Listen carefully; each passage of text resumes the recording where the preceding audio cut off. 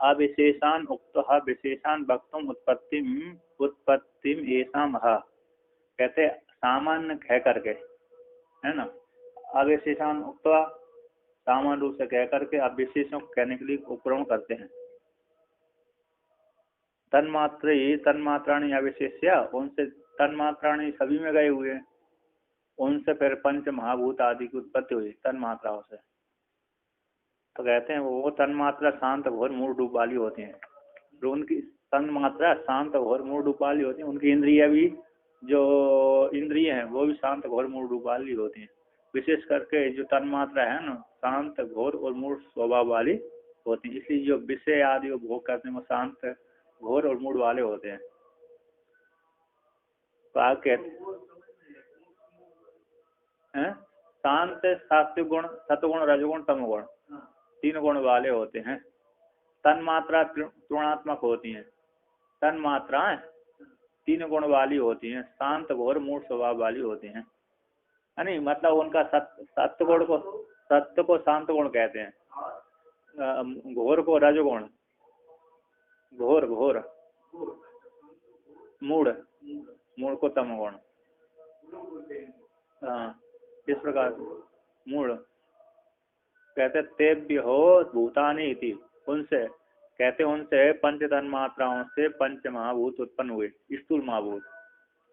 तेभ्यो तन्मात्रेभ्यो यथा संख्यम 1 2 3 4 पंचभ्यो भूतानि आकाश अनल सलिल अवनि रूपाणि पंचभ्य तन्मात्रेभ्य। कहते यहाँ पर कहते तेभ्य उनसे तन्मात्राओं से यथासंख्यम अनुदेश समानम।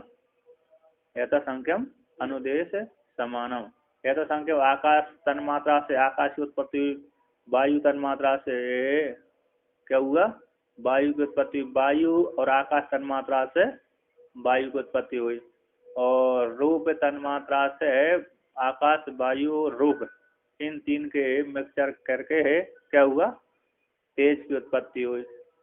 क्योंकि इनके गुण आते हैं इसमें, है ना, एक एक के। और जल तन्मात्रा से, जल प्रधान तन्मात्रा से आकाश, वायु, तेज और जल, इन चारों। और पृथ्वी में 5 हो गए गंध, क्योंकि इनमें गंध आदि नहीं पाई जाती है ना। एक एक आकाश में शब्द ही मात्र अकेला पाया जाता है, किंतु यहाँ पर तो इनके अनुसार आकाश में शब्द मात्र होता है, किंतु वेदांत के अनुसार इसमें पंचीकरण होता है। वेदांत के अनुसार सबको पंच महाभूत उत्पन्न हुए, तो पंच महाभूतों के सात्विक के अंश है, राजस अंश, तमो अंश है। तो सात्विक अंश से ज्ञानेन्द्रिय, राजस अंश से कर्मेंद्रिय, सात्विक समष्टि से अंतगण और राजस समष्टि से पंच प्राण उत्पन्न हुए। और तामस से पंचभूतों से, तामस तन्मात्राओं से स्थूल महाभूत हुए। जब स्थूल महाभूत हुए तो स्थूल पंचीकरण किए, स्थूल महाभूतों में जो पंचीकरण किए, तो आकाश में भी 4 भूत विद्यमान है। 4 भूत वेदांत के अनुसार, यहाँ के अनुसार नहीं है।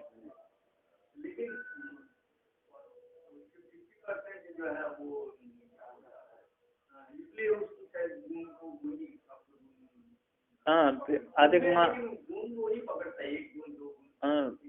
तो वहाँ पर वैशेषस्तु तद्वादा तद्वादी, ब्रह्म सूत्र का सूत्र है, वैशेषस्तु तद्वादा तद्वादा, ये सूत्र है। तो विशेषता उसी की है जिसमें ज्यादा अधिक प्रधानता है, उसी गुण, उसी भूतों को लेकर। हाँ, तो विशेषता उसी। तो इसलिए आकाश में पृथ्वी, जल, तेज, वायु है, किंतु होने पर भी विशेषता आकाश की होने से उसको ऐसे बोल दिया। नहीं तो पृथ्वी में तो ज्यादा है, मिलना चाहिए, तो किंतु ऐसा है ना। यहाँ पर तो यहाँ बोलते हैं आकाश में कुछ नहीं, शब्द मात्र है, इसलिए पृथ्वी आदि कुछ है नहीं रहती। बहुत से आकाश की उत्पत्ति, पंचीकरण उनका इस प्रकार से नहीं होता। वेदांत के अनुसार पंचीकरण नहीं है। यहाँ सीधा आकाश उत्पन्न हुआ, आकाश में शब्द तन्मात्रा मात्र है, शब्द तन्मात्रा से आकाश उत्पन्न हुआ। और वायु और हाँ यहाँ, और वायु और शब्द तन्मात्रा से वायु महावायु की उत्पत्ति हुई। सूक्ष्म जो तन्मात्रा है ना, और उसी प्रकार सूक्ष्म तन्मात्रा तेज से, और वायु का धर्म लेकर के, आकाश का धर्म लेकर के तेज को होता, क्योंकि तेज में शब्द भी रहता है, अरे रूप तो है ही उसका, और स्पर्श भी है, तीनों है। अब जल में स्वयं का गुण है रस, रस तन्मात्रा, उसके वजह से तीन ऊपर के और पृथ्वी में गंध है, गंध विशेष हो गई, वो ऊपर की चार गुणा। इस प्रकार से कहते हैं ऐसा क्रम ऐसा संख्या समान सूत्र के अनुसार जान लेना चाहिए। पंच भूतों से, पंच तन्मात्राओं से पंच महाभूतों की उत्पत्ति हुई। अस्तु हो एतेषाम उत्पत्ति, इनकी पंच तन्मात्राओं से पंच महाभूतों की उत्पत्ति हो। पंच तन्मात्राओं से, पंच तन्मात्राभ्य, पांच, यहाँ पर जो पंच शब्द आया उस पंच शब्द का अर्थ करिए पंच तन्मात्रेभ्यो, तन्मात्रेभ्यो, पांच तन्मात्राओं से, पंच पंचभ्या है ना, पंचभ्या, पंचभ्या का अर्थ हो गया तन्मात्रेभ्यो, यानी पांच जो तन्मात्रा है, शब्द स्पर्श रूप रस गंध स्पर्श से, पहले उनसे, उसी का जो एक प्रतीक, जो प्रतीक है, प्रतीक जो, हाँ, पहले जो जिसमें पंचभ्या है ना, तो पांचों से पांच की उत्पत्ति हुई, पंच तन्मात्रा, पंचभ्या ब्रह्म सूत्र में खंड, और तो वहां पर पंचभ्या है ना, वहां पर ये पंक्ति तो यहाँ की पंक्ति नहीं ली थी, ये ब्रह्म सूत्र में तो श्रुति की आई थी वो, नहीं तो ये तो कार्य का है। हाँ, तो यहाँ पर जो प्रतीक लेते, नहीं कार्य का है ना देव, हाँ हाँ, तो यहाँ नहीं, इन्हीं का ही है, इन्हीं का, देखो कारिका का प्रतीक है वो,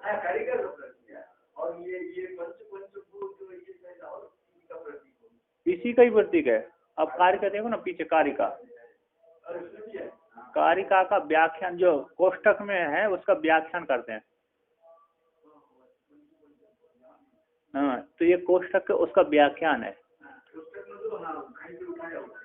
मूल से उठा करके, हाँ कोष्ठक बोलते हैं। तो यहाँ पर कहते हैं उसको कोष्ठक लेकर फिर उसका व्याख्यान कर दिया, उसी पंचभ्या जो कोष्ठक में देती है, तो उसका अर्थ क्या हुआ, तन्मात्रेभ्य, पंच तन्मात्राओं से पंच महाभूतों की उत्पत्ति हुई, स्थूल महाभूतों की। अब आगे एतेषाम उत्पत्ति, ठीक है, इनकी उत्पत्ति हुई पंचभूतों, पंच तन्मात्राओं से पंच महाभूतों की उत्पत्ति हुई, ठीक है। विशेषत्व कहते विशेष में किम आयतम, विशेष इनमें विशेषता क्या प्राप्त हुआ, पंच तन्मात्राओं से पंच महाभूतों की उत्पत्ति हुई, तो विशेष क्या हुआ, विशेषत्व में किम प्राप्तम, किम आयतम, किम प्राप्त हुआ, क्या निश्चय हुआ, इसको लेकर के एते स्मृता विशेषा, ये प्रतीक ले लिया कारिका का, तो एते स्मृता, ये स्मरण विशेष रूप से स्मरण किए जाते हैं, कौन, पंच महाभूत स्थूल, कुत्ता किससे, तो शांत घोरा मूढ़ाश्च, ये प्रतीक है ये वहां का, है ना। तो उस कारिका में कौन से है, शांति है, घोर है, मूढ़ है। तो यहाँ पर चकार एक हो हेतु, चकार एक हेतु, इस हेतु से चकार है ना, एक हेतु अर्थ में है, द्वितीय समुच्चय है, कौन सा, हाँ, इन्हीं को सुख दुख, सत्व गुण है तो सुख होएगा, सुख दुख रजोगुण हो जाएगा, दुख हो जाएगा, और तम गुण हो गया तो मोहात्मक हो गया। कहते एक चकार है, पहला चकार शांत घोराश्च मूढ़ाश्च, ये इसमें दो चकार है, तो पहला चकार हेतु अर्थ में, दूसरा समुच्चय अर्थ में, ऐसा वर्णन किया। एक हेतु में, इस हेतु से, इसी हेतु से शांत घोर मूढ़ वाले हैं, इसी समुच्चय, ये तीनों कहते हैं। अब उसी को व्याख्यान करते हैं, शांत घोर मूढ़ तीनों जो है, तीन गुण वाले हैं, उनको वर्णन करते हैं। कहते जो पंच महाभूत कैसे है, तन्मात्रा है, शांत घोर मूढ़ वाले होते हैं। कहते यस्मात् आकाशादिषु स्थूलेषु सत्य प्रधानतया केचित क्षांता ऐसा जिस हेतु से आकाश आदि से लेकर के स्थूल पर्यंत तक स्थूल भूतों में सत्य प्रदान हो जाने से केचित शांत कहलाते हैं। सत्य प्रदान हो जाने से कैसे हो जाते हैं? शांत कहलाते हैं। तो सुख जो शांत होते हैं वो सुख होते हैं, प्रकाश होता है, लघु होता है। जिसमें शांत गुण आ जाएंगे, सत्य गुण प्रदान हो जाएगा तो शांत कहलाएगा, और सुखी हो जाएगा, प्रकाश होगा, लघु हो जाएगा। सुखी भी रहता है, प्रकाश स्वरूप भी रहता है, अज्ञान को नष्ट करने वाला होता है, और लघु भी हो जाता है। सूक्ष्म हो जाता मतलब उसकी बुद्धि सूक्ष्म हो जाती है, तो सूक्ष्म हो जाती है तो लघु यानी हल्का भी हो जाता है ना। और ये हो गया, शांत हो गया, शांत अपने स्वरूप में स्थित रहता है, झगड़ा आदि नहीं करता है, प्रकाश स्वरूप है, बुद्धि को प्रकाशित कर देता है, अज्ञान को नाश कर लेता है, और लघु हो जाता है, सूक्ष्म होता है। और कहते हैं केचित रजो प्रदान हो जाता है कोई पंचभूतों को माध्यम से, जो पंचभूत रजोगुण प्रदान हो गया। अतः जिस व्यक्ति में रजोगुण तजाद है, कहते हैं तो घोर दुख अनवस्थित, घोर है, घोर यानी व्यर्थ है। वहां पर घोर अघोर जो शिव जी का मंत्र आता, अघोर मतलब व्यर्थ नहीं है, वो घोर यानी व्यर्थ है। तो यहाँ का जो घोर है वो दुख वाला है। तो दुख से दुख है, और अनवस्थिता अवस्थित नहीं रहता, एक स्थान पर स्थिर नहीं रहता, ठीक है ना। और केचित तम प्रधान वाला हो गया, जो पंच महाभूत तम प्रधानता जिसमें हो गई, तथा प्रधानता रूप से मूढ़ विषर्णा गुरभा, मूढ़ हो जाते हैं, है ना। विषर्णा विशाल से युक्त है, और गुरु यानी भारी होते हैं। ऐसे ये मिलेक्स आदि हैं, कैसे होते हैं? तम प्रधान होते हैं, भारी होते हैं, मूढ़ होते हैं, अन्य। और रजोगुण तम प्रधान होते हैं, मिलेक्स आदि प्राय करके। कहते ते अमहि परस्पर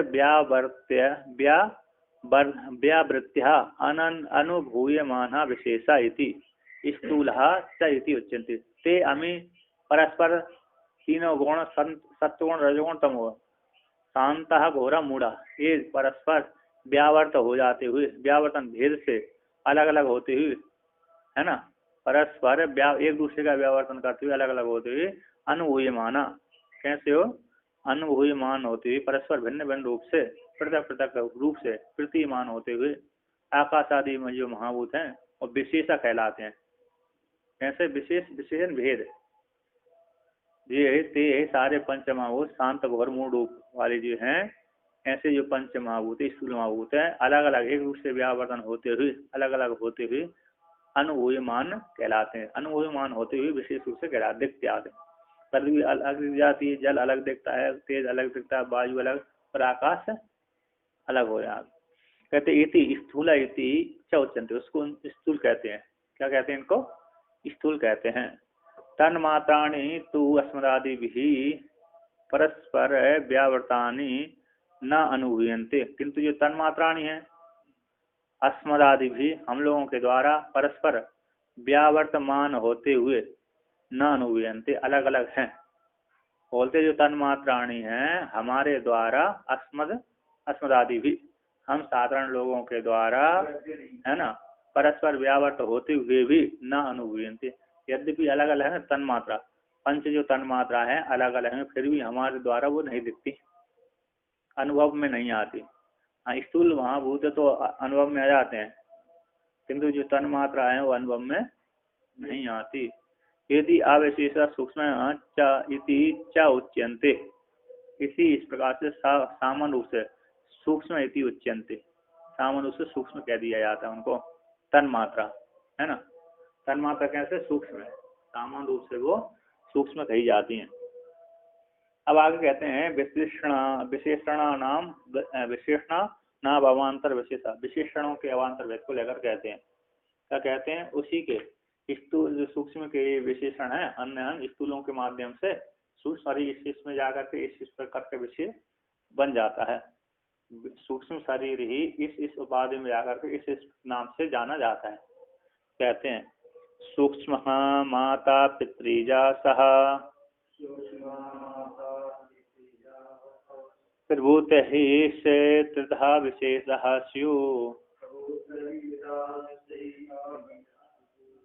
सूक्ष्म से तेषां नियतः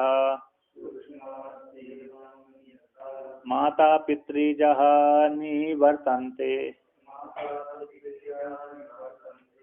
तो कहते हैं सूक्ष्म जो सूक्ष्म शरीर है, माता पितृजा सह प्रभूत है, माता पिता के साथ प्रभूत होकर के, संपन्न होकर के, माता पिता से युक्त होकर के सूक्ष्म शरीर ही माता पिता से जा उत्पन्न होने वाले ये प्रभूत है। प्रभूत का अर्थ इन्होंने कर दिया, अरे क्या कर दिया प्रभूत का, कहते पर्वत के सहित वृक्ष आदि जो तीन प्रकार के हो जाते। सूक्ष्म जो शरीर है माता पिता से उत्पन्न होने वाले, साथ उनके साथ साथ तीन प्रकार जो वृक्ष आदि को लेकर के तीन प्रकार के वो शरीर वाले हो जाते हैं। सूक्ष्म शरीर तीन प्रकार से जाने जाते हैं। तो कहते हैं जो सूक्ष्म शरीर ही माता पिता से युक्त होकर के, कैसे माता पिता से युक्त होकर के, संपन्न होकर के, माता पिता से उत्पन्न होकर के 60 कौशिक उसको लेकर के ये तीन प्रकार से विशेषता हो जाते हैं। वो सूक्ष्म शरीर ही स्थूल शरीर में जाकर के कैसे हो जाते हैं, तीन प्रकार से जाने जाते हैं, तीन नाम हो जाते हैं। कौन से, कहते हैं सूक्ष्म जो सूक्ष्म वो कहते हैं त्रिधा विशेषता शिव सूक्ष्म, तीन प्रकार जो सूक्ष्म शरीर थे माता पिता से उत्पन्न होकर के जो पर्वत पेड़ वृक्ष आदि को लेकर के वो सूक्ष्म शरीर तीन प्रकार से विशेष कहे जाते हैं। और कहते हैं तेसाम नियतः मात्रा प्रतिजा निवर्तन्ते, कहता तेसाम उन सूक्ष्म शरीरों का नियत रहता है, अर्थात नित्य बने रहते हैं। जब कब तक रहते हैं, जब तक महाप्रलय नहीं होती, एक तब तक रहते हैं, उसके बाद जब ज्ञान नहीं होता तब तक रहते हैं। दो प्रकार से, क्योंकि माता पिता से और जो क्योंकि महाप्रलय में जा करके उसका शरीर छूट जाता है किंतु उसका संस्कार बना रहता है, इसलिए पुनः जब आगे आएगा अगली जन्म सृष्टि होगी तब पुनः क्या है प्रकृति से संस्कार लेकर के पुनः उसको लिंग शरीर की प्राप्ति हो जाएगी। तो महाप्रलय और मोक्ष पर्यंत तक वो स्थायी बने रहते हैं। और दूसरे माता पितृजा, कहते हैं माता और पिता से उत्पन्न होने वाले शरीर सूक्ष्म शरीर से संबंधित स्थूल शरीर निवृत्त हो जाता है, नष्ट हो जाता है। क्या हो जाता है, निवृत्त हो जाता है। 100 वर्ष जी या 50 वर्ष जी या व्यक्ति फिर मर जाता है। वृक्ष भी नष्ट हो जाते हैं, पशु पेड़ पौधे आदि जो मनुष्य आदि नष्ट हो जाते हैं। अब आगे कहते हैं तो कौन कौन से तीन, पहला सूक्ष्म शरीर हो गया, दूसरा पर्वत आदि हो गए, तीसरे मनुष्य आदि हो गए। पहला सूक्ष्म शरीर हो गया, दूसरा अरे वृक्ष आदि हो गए, वृक्ष पर्वत आदि, पर्वतों के भी शरीर होते थे, और तीसरा मनुष्य आदि जीव जंतु सब में ले लिया। जीव जंतुओं में मनुष्य आदि से लेकर के जीव जंतु सब में हो गए। तो कहते हैं यहाँ पर सूक्ष्म को प्रतीक ले लिया, कहते त्रिधा विशेष जो सूक्ष्म शरीर होते हैं तीन प्रकार के विशेष कहलाते हैं। त्रिधा तान कैसे उनको कहते हैं, तान विशेष प्रकारान, उनको विशेष प्रकार को लेकर कहते हैं। कहते सूक्ष्म है स्थूल देह परिकल्पिता, जो सूक्ष्म है स्थूल देह से, सूक्ष्म देह से परिकल्पित है, जो सूक्ष्म है सूक्ष्म देह से परिकल्पित है। एक तो दूसरे कैसे होते हैं, कहते हैं यहाँ पर सूक्ष्म देह वाले भी होते हैं, देवता आदि होते हैं ना, देवता आदि को जो शरीर होता है सूक्ष्म शरीर, यद्यपि लिंग शरीर अलग है उनका सूक्ष्म शरीर अलग है। लिंग शरीर अलग होता है देवताओं का, और उनका जो स्थूल भूत है, स्थूल भूतों के द्वारा उत्पन्न हुआ शरीर वो भी सूक्ष्म कहलाता है देवताओं को, है ना। नहीं तो देवताओं को इसमें, हाँ इसमें ही आ जाएगा जो सूक्ष्म स्थूल और स्थावर आदि मनुष्य आदि को लेगा। यहाँ पर तो सूक्ष्म देह परिकल्पिता, ये जो सूक्ष्म शरीर हो गया सूक्ष्म देह के द्वारा परिकल्पित हो, देवता मनुष्य देवताओं को हो गया और अन्य ऊपर के लोगों को हो गया। कहते हैं माता पितृजा और 60 कौशिका, और माता पिता से उत्पन्न होने वाले शरीर को 60 कौशिक कहते हैं। क्या कहते हैं, 60 कौशिक कहते हैं, है ना। तो तत्व उसमें 60 कौशिक को लेकर कहते हैं मातृ तो 60 कौशिक में 60 कोशिकाओं से उत्पन्न हुआ, 60 कोशिकाओं से, किससे 60 कोशिकाओं से उत्पन्न हुआ। माता से कितने हैं, पिता से कितने, उसको वर्णन करते हैं। मातृ से फिर लोम लोहित मांस, 3 माता के आते हैं, पितृष्ठा, पृथ्वी से, स्नायु, अस्थि, मज्जा, ये 3 पिता से आते हैं। कभी कभी 7 भी आते हैं। सप्त धातुओं का शरीर है ना। 3 माता के 7 पिता के है, 3 माता के 4 पिता के। तो यहाँ पर 6 का दिया ही, कहीं कहीं पर 7 भी का देते हैं। तो 3 माता 3 पिता हो गया। षट कोशा, षट कोशिक से, षट कोशों से। आगे कहते प्रकृष्टानि महानि महांति भूतानि प्रभूतानि तेहिस्तः। कहते ये प्रकृष्टानि, प्रकृष्ट महान भूतानि, उनके प्रभूतानि उत्पन्न हुए, प्रभूत तेज उनके साथ जो उत्पन्न होते हैं, वो सूक्ष्म शरीर। कहते हैं सूक्ष्म शरीर एक विशेष कहलाता है। जो प्रकृष्ट महाभूत है, सूक्ष्म शरीर स्थूल है, शरीर पंच महाभूतों द्वारा विशेष 3 प्रकार से जो निरूपण किया गया है। प्रकृष्ट जो महाभूतानि है वो प्रभूत है, उनके साथ जो उत्पन्न होता है एक सूक्ष्म शरीर, उसको एक कहते हैं। तो ऐसा सूक्ष्म शरीर एक है विशेष जो कहलाता है। और दूसरे का मातृ पितृजा द्वितीय कहलाता है, और महाभूतानि तृतीय कहलाता है। एक सूक्ष्म शरीर हो गया विशेष, एको विशेषा पंच महाभूतों से उत्पन्न होने वाला, दूसरा मातृ पितृजा से उत्पन्न होने वाला, तीसरा महाभूतानि, तीसरा कौन सो महाभूता। सूक्ष्म शरीर एक को विशेष है, और मातृ पितृजा दूसरा विशेष है, और महाभूतानि तीसरा। वृक्ष कहते वृक्ष पर्वत आदि एक हो गया, माता पिता से जन्म दूसरा हो गया, एक सूक्ष्म शरीर देवता आदि को लेकर के, तन मात्राओं को लेकर है, तो देवता आदि को लेकर के हो गया। ठीक ना।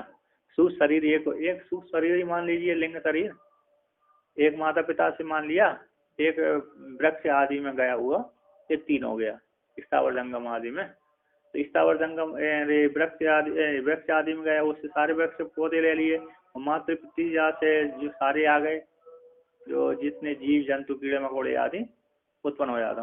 और एक जो देवता आदि के शरीर हो गया सूक्ष्म प्रधान, तो जो जो लिंग शरीर बना वो ही हो गया। तो ये 3 प्रकार के हो गए। जो सबके भीतर रहता है लिंग शरीर, वो हो गया। देवता भी माता पिता से कभी उत्पन्न होते हैं, है ना। तो माता पिता से उत्पन्न होते हैं तो उनके लिए भी फिर किसी माता पिता कोटि में आ गया, किंतु जो शुरू में प्रकृति से उत्पन्न हुआ एक लिंग शरीर, वो स्वतंत्र हो गया।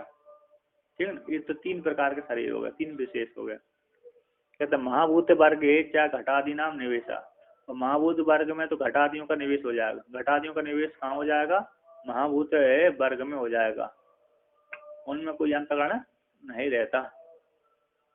कहते हैं सूक्ष्म माता पितृजयोर ध्येयोर विशेषम। सूक्ष्म जो माता पिता से उत्पन्न होने वाले 2 ध्येयों के विशेष को लेकर कहते हैं। दोनों माता पिता के ध्येयों से मिलकर के जो उत्पन्न होता है वो सूक्ष्म कहलाता है। इसको लेकर सूक्ष्म, जो सूक्ष्म तेसा उनका सूक्ष्म तेसा में इसको लेकर प्रतीक है। तो विशेषाणाम मध्य, इन विशेषों के मध्य में तेवे सूक्ष्म शरीर है नियता नित्या। नियता का अर्थ करते नित्या रहते हैं। कहाँ रहते कि तो महाप्रलय पर्यंत तक वो बने रहते हैं। कहाँ तक? महाप्रलय पर्यंत तक वो सृष्टि से आरंभ लेकर के, सृष्टि से आरंभ लेकर के जब तक वो महाप्रलय नहीं होता तब तक, अथवा ज्ञान नहीं होता तब तक।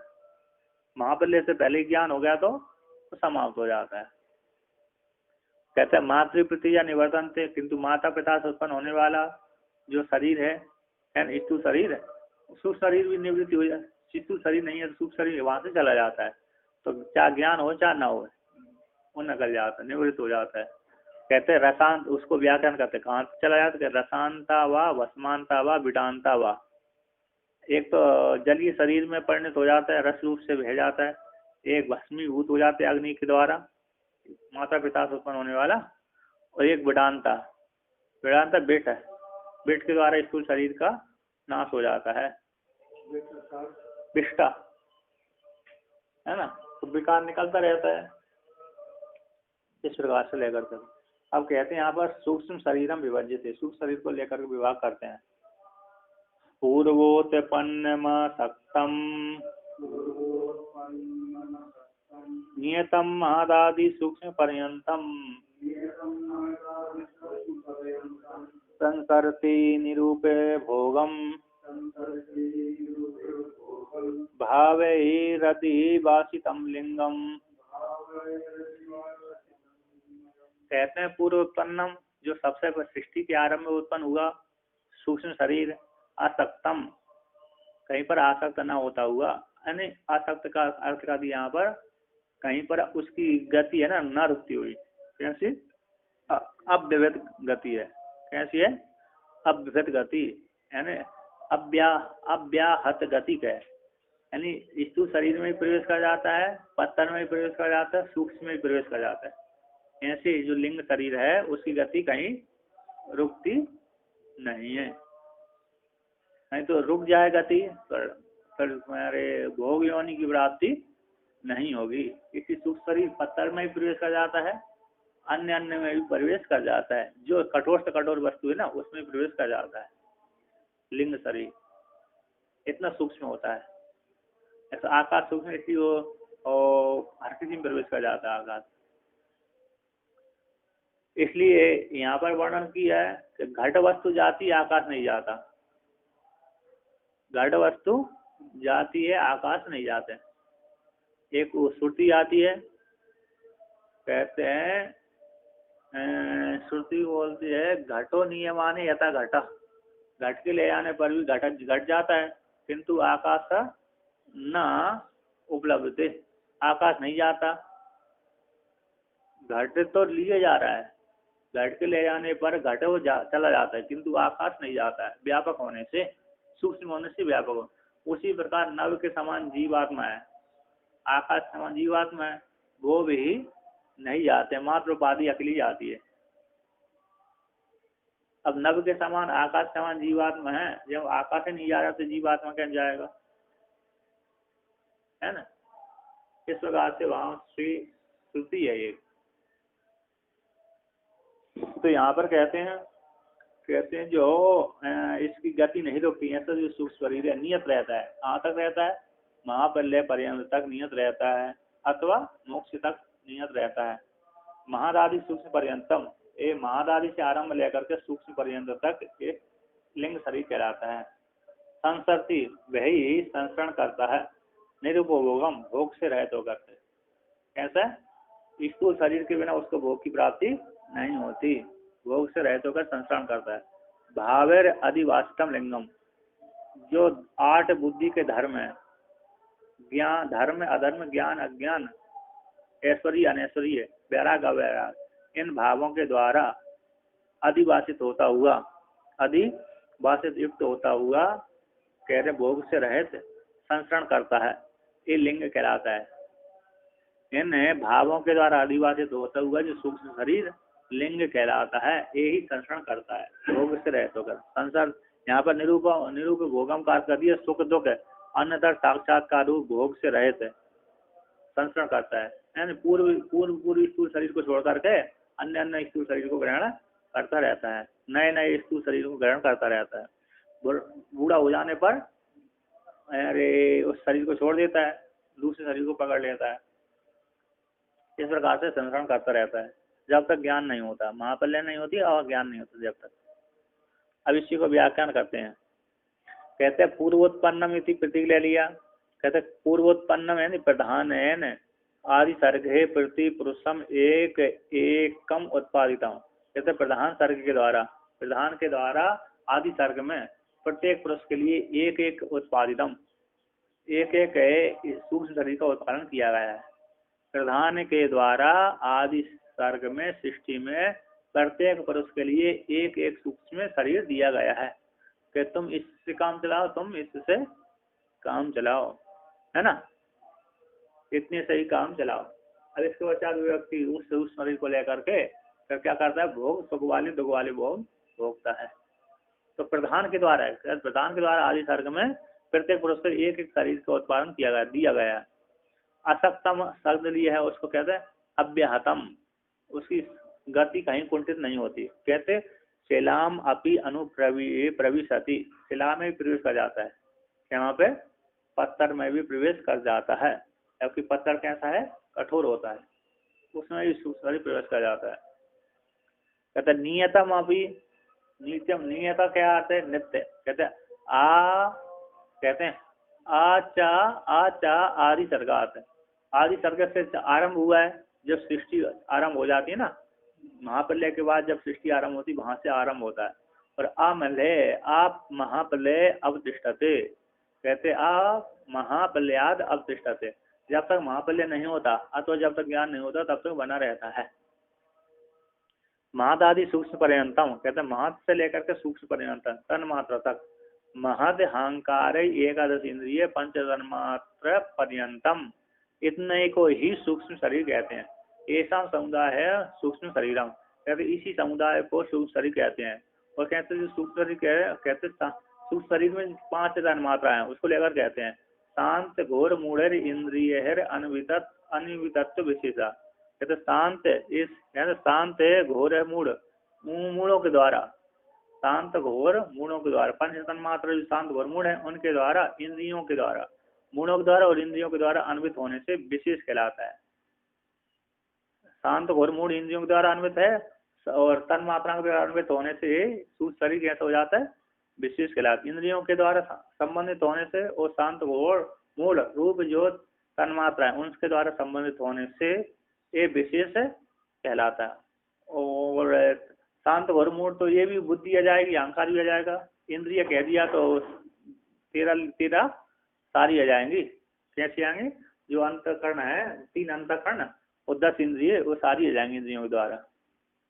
तो ये सत्वगुण रजोगुण और पंच तन्मात्रा आ गए, इनको लेकर के ही 18 तत्वों को शरीर, यहाँ पर क्या कहते हैं? सूक्ष्म शरीर कहते हैं।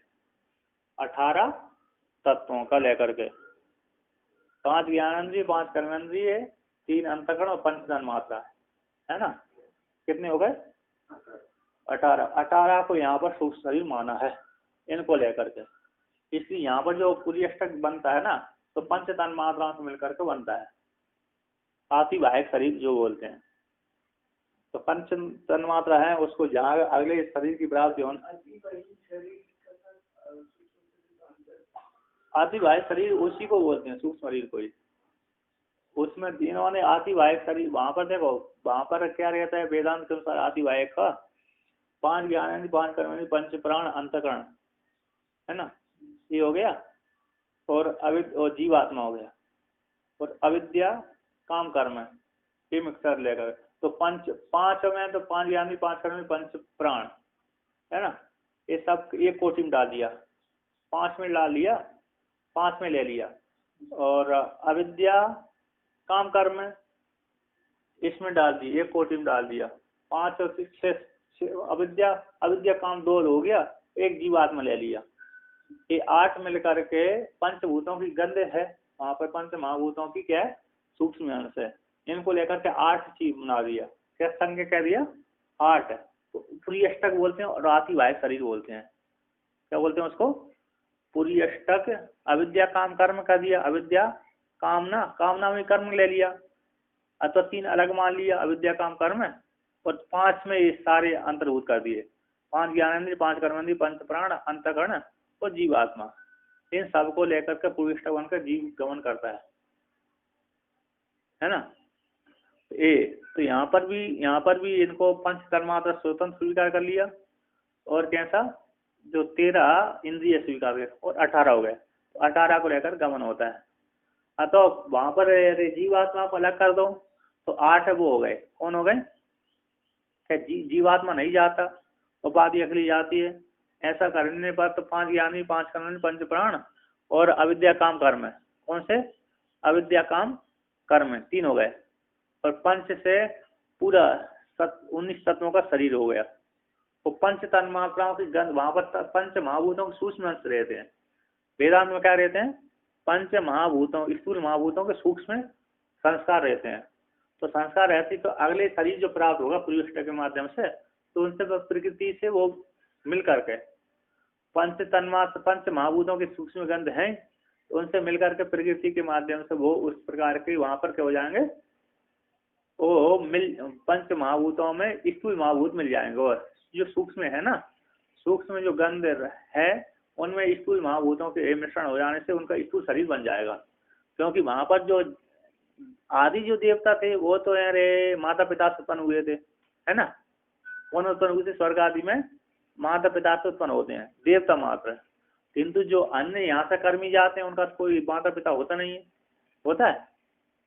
उनका तो कोई नहीं होता। तो उनका स्थूल शरीर कैसे प्राप्त होगा बिना माता पिता के? हैं? उनका भी तो होने चाहिए ना, क्योंकि माता पिता के बिना पैदा होता नहीं है। तो उनको कहाँ से होगा? बोलते यहाँ पर उनके पुरी अष्टक में पंचभूतों के सूक्ष्म संस्कार रहते हैं, तो सूक्ष्म अंश रहते हैं। इसके पश्चात जैसे ही उस लोक में जाता है अथवा यहाँ से मन निवास छूटता है तुरंत वो ये प्रकृति के माध्यम से प्रकृति के जो पंच पंच प्रकृति पंचभूतों बटी हुई है उसके सारे अंश उसमें जाकर मिल जाते हैं। क्योंकि यहाँ तो उसको जला दिया ना, उसको तो जला देने के बाद उसके सारा स्थूल शरीर तो नष्ट हो गया, गमन नहीं हो सकता, तो इस प्रकृति के अंश उसमें मिल जाते हैं। तो फिर वहां पर उस शरीर को धारण करके गमन कर लेता है। फिर जिसके जिसके शरीर में प्रवेश करना होता है गर्भ लेना पड़ता है, उस प्रकार से बन जाता हो। तो यहाँ पर कहते हैं वृक्ष आदि मनुष्य आदि कीड़े मकोड़े सब में।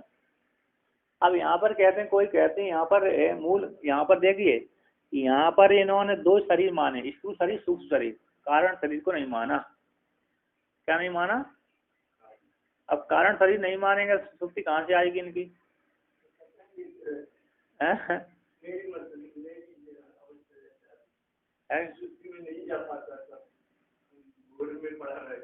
तो सुसुप्ति नहीं आए कि सुसुप्ति है ही नहीं है ना। तो दो कारण शरीर नहीं माना, सुसुप्ति नहीं आ पाएगी। तो जागृत में रहे स्वप्न में रहे, जागृत में रहे और स्वप्न में रहे, इसलिए वहां वेदांत ब्रह्म के साथ चार जीव बैठ होने की जरूरत नहीं है। ब्रह्म तो मानते नहीं, जीवा अपने स्वरूप में स्थित रहता है। तो यहाँ पर नीचे हिंदी में लीजिए कैसे कुछ दार्शनिक लोग विद्वानों का कहना है कि शरीर से भिन्न एक अनादि वासना लक्षण लक्षित कारण शरीर है। हिंदी में अकेला लगा है, संस्कृत टीका में नहीं लिखा उसको और मूल में उसको नहीं उठाया। तो कारण शरीर इसको नहीं मानते। योग में भी ऐसा वर्णन नहीं किया कारण शरीर आदि, लेकिन सुसुप्ति मानते हो।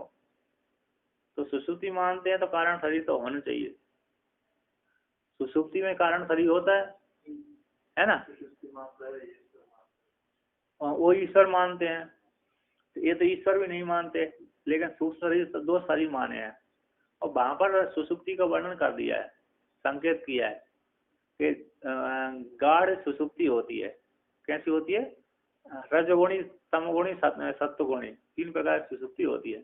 तीन प्रकार सुसुप्ति होती है तो सुसुप्ति को मानते हो कि यहाँ पर तो सुसुप्ति कारण शरीर नहीं मानो, सुसुप्ति जरूरत नहीं है। लेकिन अविद्या तो मानते हैं, अविद्या अनादि अविद्या से क्या हुआ? संसार की प्राप्ति हुई है, ऐसा ही मानते हैं। इसलिए सूक्ष्म शरीर का विशेष वर्णन नहीं किया यहाँ पर, स्थूल शरीर सूक्ष्म शरीर दोनों ही है। तो आप कहते हैं ननु अस्तु एतदेव शरीरम भोगायतम पुरुषस्य। पूर्व पक्ष यहाँ पर कहता है ठीक है, ये पुरुष के जो स्थूल शरीर सूक्ष्म शरीर ही विशेष भोग का आयतन है। कहते हैं पुरुष का ये भोग का आयतन ये जो सूक्ष्म शरीर है ठीक हो। कृतम दृश्यमान कृतम दृश्यमान है 60 कौशिक शरीर थी। तो जो जब सूक्ष्म शरीर पुरुष के लिए भोग और मोक्ष वाला हो गया तो जो स्थूल शरीर तो कैंसर को व्यर्थ हो गया। क्या हो गया? कृतम व्यर्थ दृश्यमान जो 60 कौशिक स्थूल शरीर है वो तो व्यर्थ हो जाएगा, क्योंकि संस्करण वही करता है। कौन करता है? सूक्ष्म शरीर करता है, वो सुख वाला दुख वाला होता है। तो ये शरीर तो स्थूल शरीर तो व्यर्थ हो गया। संसर्ती उसको लेकर कहते हैं संसर्ती थी, जो संस्करण करता है। सूक्ष्म शरीर है ना, एक स्थूल शरीर को छोड़ता है, दूसरे शरीर को पकड़ता है, दूसरे को छोड़ता है, तीसरे को पकड़ता है। इसलिए उसकी जरूरत है, उसके बिना भोग नहीं संपादन होता। कहते उपात्तम 60 कौशिकम शरीरम जहाती हाय हाय चा उपादत्ते।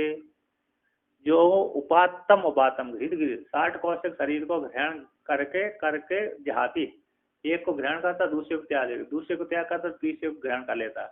हाय हायम हायम हायम है ना, हायम हायम कहते त्याग, उभाग त्याग है ना, उभाग त्याग जाति त्याग करके कहते हाय हायम हायम है। हायम हायम च उपादत्ते। हायम हम हाय हाय हायम हायम का अर्थ क्या हुआ? ओ हक त्याग है, त्याग त्याग करके। पहले तो कह दिया उपात उपात करके, घृत घृत करके स्थूल शरीर को त्याग देता था। अब फिर बाद में कह दिया हायम हायम च उपादत्ते। हायम हायम हाय ना, हाय बोलते हाय। तो हायम यहाँ पर तो उभाग त्याग धातु है। कौन सी धातु है?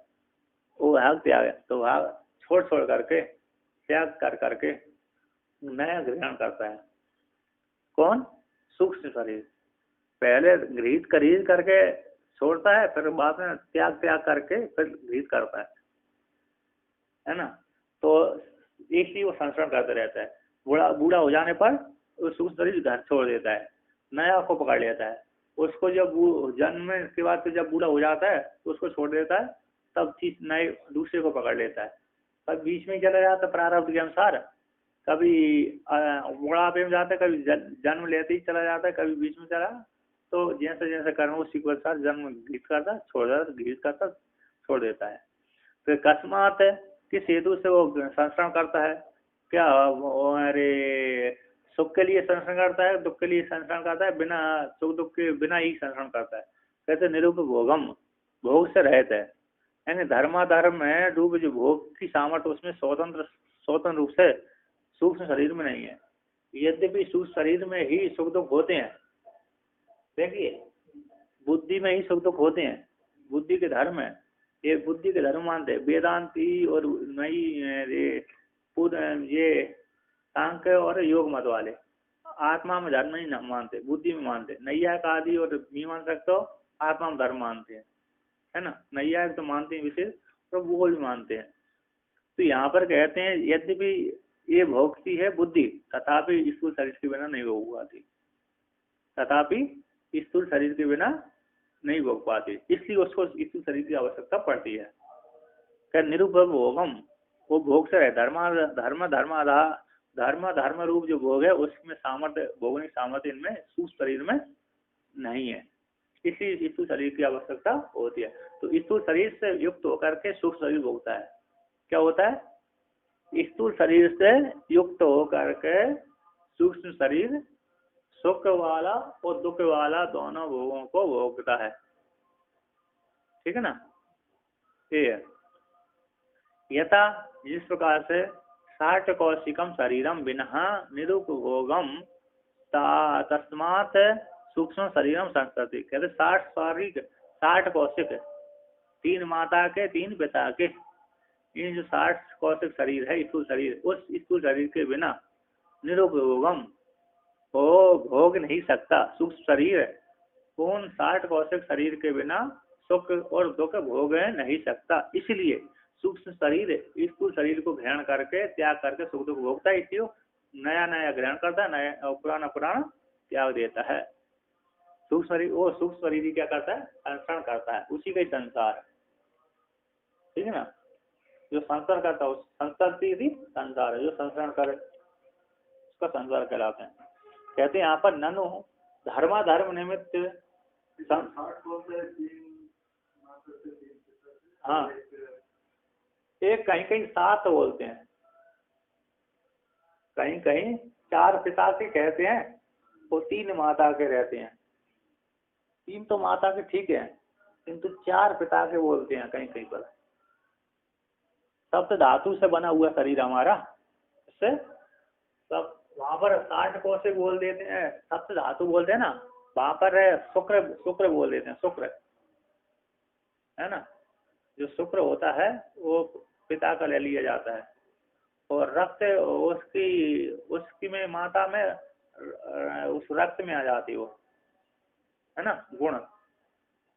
तो वीर्य 4 मिला करके 7 हो जाते हैं, पिता के 4 माता के 3। तो यहाँ पर तो 3 ही 3 6 कर दिया इस प्रकार से। तो आगे कहते हैं तो धर्मा, तो कहते हैं ननु धर्मा धर्म निमित्त संसार, धर्मा धर्म को निमित्त ही संसार होता है, ना कि इसको लेकर के सूक्ष्म शरीर स्थूल शरीर को लेकर के। न च सूक्ष्म शरीर से अस्थि तद योग, क्यों, और सूक्ष्म शरीर का तो वो संबंध नहीं हो सकता धर्म धर्म संस्कार, है ना। धर्म धर्म को निमित्त ही संसार कहलाता है, और सूक्ष्म शरीर में तो संबंध संसार का संबंध हो नहीं सकता। ना तो धर्म धर्म होते हैं सूक्ष्म शरीर में, न संसार हो सकता है ना। सूक्ष्म शरीर में क्या, ना तो धर्म धर्म हो सकते हैं और ना ही उसका संसार हो सकता है। और संसार किसका है, धर्म धर्म को निमित्त को लेकर होता है। सूक्ष्म शरीर तो कर ही नहीं सकता, कर सकता है। कहते हैं तत्कथम संसार थी, फिर उसका संसार कैसा है, किसका, सूक्ष्म शरीर का। कहते हैं भावेर अधिवासितम, भावों के द्वारा, धर्म धर्मों के द्वारा, है ना। धर्म अधर्म ज्ञान अज्ञान वैराग्य अवैराग्य ऐश्वर्य अनैश्वर्य, ये बुद्धि के 8 धर्म है, उससे अधिवासितम, है ना, उससे अन्वित हो जाती बुद्धि, उन भावों से अन्वित हो जाती है। ये अधिवासित होती हुई, अधिवासित होती भावे भवंती थी भावा, इनसे संबंधित हो जाती है। किनसे हो जाती है, अधिवासितम। अधिवासित का पहले अर्थ किया था, अधिवासित का अर्थ किया था अरे युक्त है, भावों से युक्त हो जाती है। किनसे, 8 बुद्धि के धर्मों से ये युक्त हो जाता है सूक्ष्म शरीर। जब 8 बुद्धि के धर्मों से युक्त हो जाता है, धर्म धर्मों से युक्त हो जाता है, तो संसार की प्राप्ति हो जाती है। उसी को व्याख्यान कर रहे हैं, भावेर अधिवासितम इति, इसका व्याख्यान करते हैं, धर्म धर्म ज्ञान अज्ञान वैराग्य अवैराग्य ऐश्वर्य अनैश्वर्य इति भावा, ये 8 बुद्धि के धर्म कहलाते हैं। तद अन्विता बुद्धि, इन 8 धर्मों से संबंधित बुद्धि होती है। तद अन्वितम सूक्ष्म शरीरम इति, और जब बुद्धि उसमें सूक्ष्म शरीर के अंतर्गत आती है, बुद्धि सूक्ष्म शरीर के अंतर्गत आती है, तद अन्वितम सूक्ष्म शरीर, उससे अन्वित बुद्धि से अन्वित सूक्ष्म शरीर होता है। इति तद अभय भागर आदिवासी, इसी प्रकार से तद भय भी और सूक्ष्म शरीर भी भावों से अधिवासित होता है, युक्त होता है, जुड़ा हुआ रहता है। बुद्धि के 8 धर्म है ना, बुद्धि के 8 धर्म हैं, उससे बुद्धि 8 धर्मों से बुद्धि युक्त है, और बुद्धि से सूक्ष्म शरीर युक्त है, और इसी सूक्ष्म शरीर इन 8 धर्मों से युक्त है, इसी उसका संसार होता है। धर्म अधर्म 4 सात्विक 4 तामस भाव, इनके माध्यम से हमको संसार की प्राप्त होती है।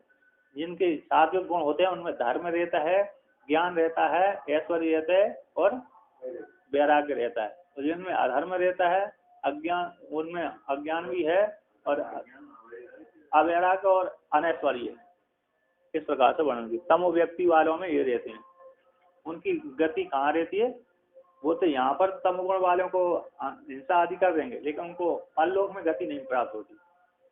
परलोक में कैसी उनकी गति नहीं होती, वहां पर तो न्याय चलता है ना। यदि भावी गति हो जाए तो समस्या हो जाएगी, है ना। है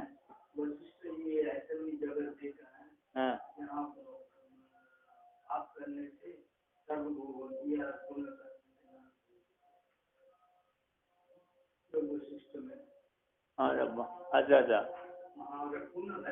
हाँ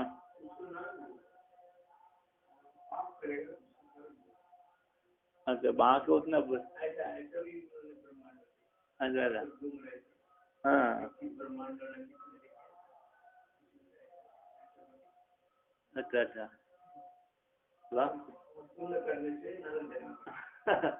वो तो वहाँ का नरक अलग होगा, है उसका नरक अलग होगा। इस प्रकार से वर्णन किया है ना।